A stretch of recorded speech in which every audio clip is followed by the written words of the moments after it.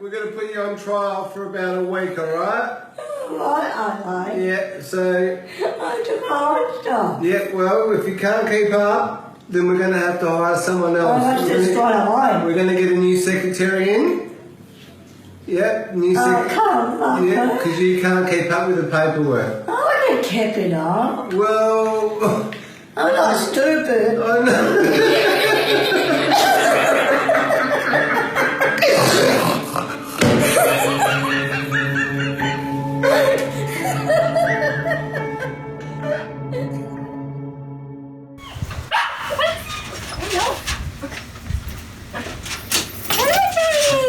Hello. Clare was born in 1970. How you doing? Good. In those days, they didn't feel that there was much hope for babies with Down syndrome. Hello. Hello. How you doing?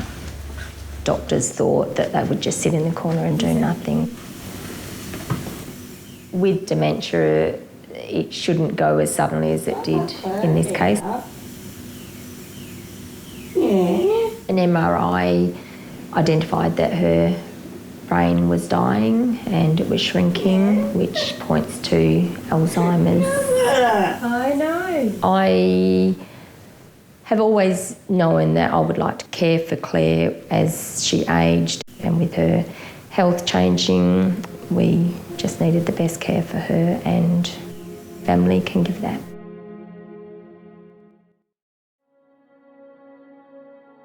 Clare started school at Polain School, special school in Perth.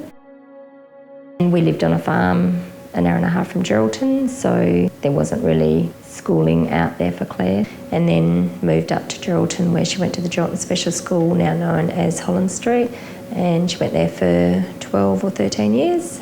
Tried her best at school, but didn't really learn to read or write much. She learnt to write her name and she could count to maybe 20.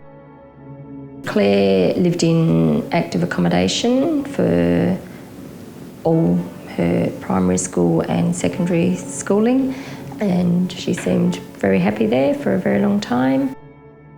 When Clare finished school, she started working at Active Foundation because she had minimal education. She wasn't quite productive enough for what they needed, so Clare ended up finding a job at Good Samaritan Industries, and she did work there for 21 years, but over the last few years we've had to cut her hours back, and unfortunately due to her health deteriorating, she is on sick leave at the minute and will soon be retiring. December 2017. Clare's cognitive health changed and toileting or dressing would take longer than it should take. And with dementia, it shouldn't go as suddenly as it did. An MRI identified that her brain was dying and it was shrinking. See ya, Aunty Clare's going to bed. Which points to Alzheimer's. I love you. You going to give her a pat? Give Zia a pat? With Clare's health deteriorating, she's lost interest in doing her little hobby. Her latest hobby was paperwork, but she lost interest in doing that, so I've been trying to find different avenues for her to have something to do. And I put her on the organ one day and she played it, and it was the best thing. She was really happy doing it.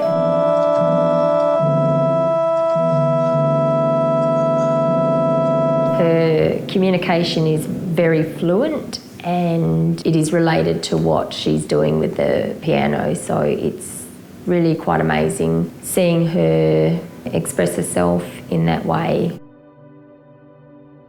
Doing it. Good girl. That's cool.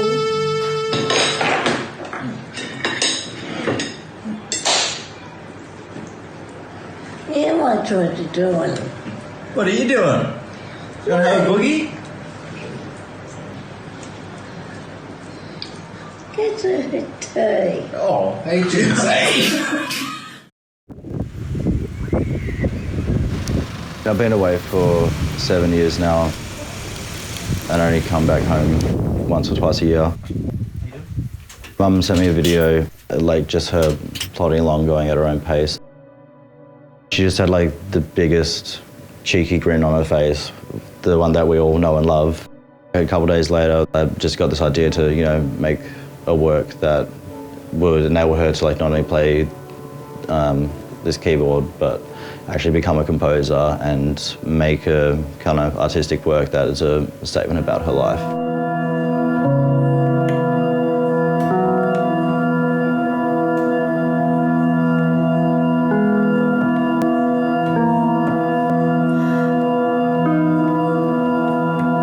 I think the most important part about this process is trying to stay true to Aunty Clare's original compositional intent.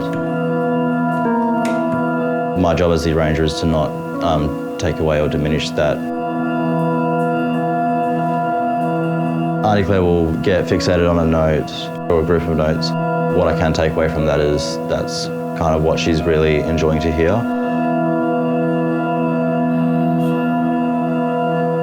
And then I'll turn that into a drone or a sound that's constantly played.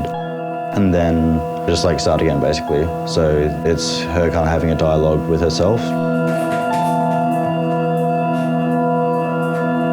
And then we just kind of keep repeating that process until she decides she doesn't want to anymore.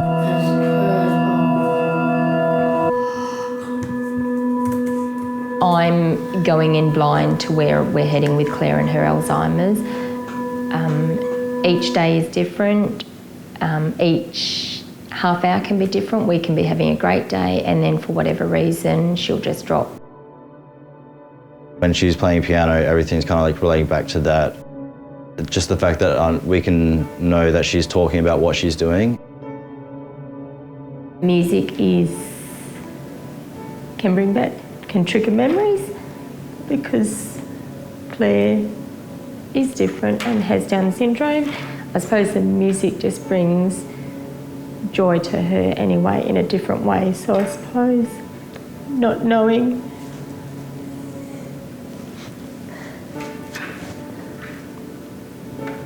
where each day goes, it can help somebody have hope that there is still joy in the body, even though the mind is going.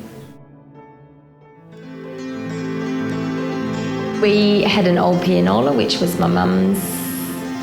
My granny gave it to my mum, went on at her 21st. My mum handed it down to me. I've still got the piano, and Clare used to play the piano out the farm.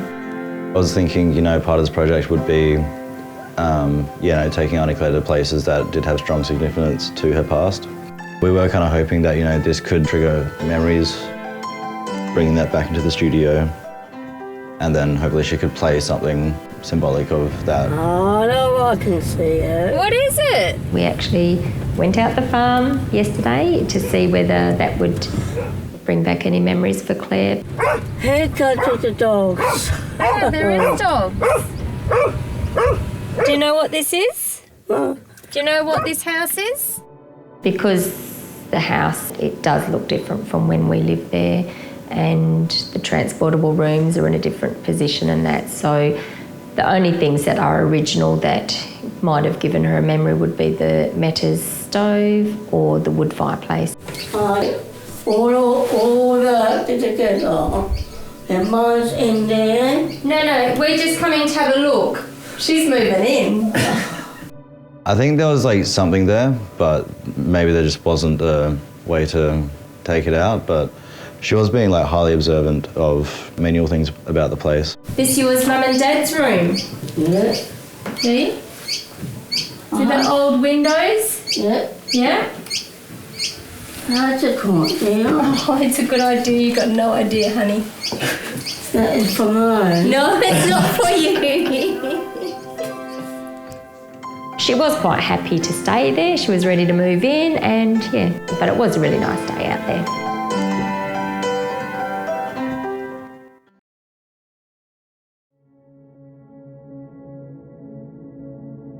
In the future, I don't know how long it is.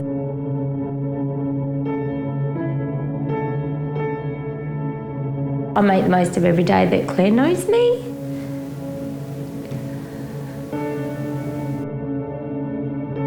Each day that Clare knows who I am, that's a bonus.